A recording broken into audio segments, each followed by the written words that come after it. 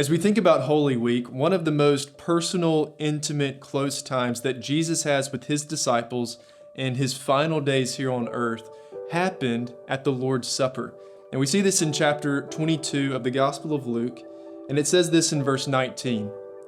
And he took bread, and when he had given thanks, he broke it and gave it to them, saying, "This is my body, which is given for you. Do this in remembrance of me." And likewise the cup after they had eaten, saying, "This cup that is poured out for you is the new covenant in my blood."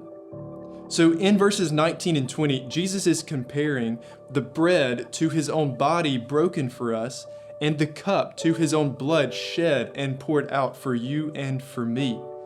Jesus' body was broken on the cross so that we could be healed and restored.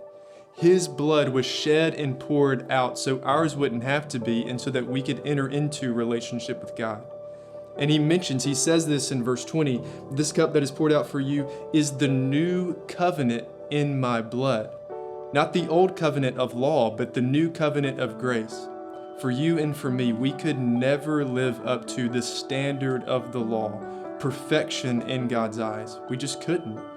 Jesus alone lived the perfect, sinless life that we could never live. And it is by his death on the cross, it is by the shedding of his blood, his body broken for you and me, that we can enter into life and relationship with God by grace in this new covenant, in this new promise.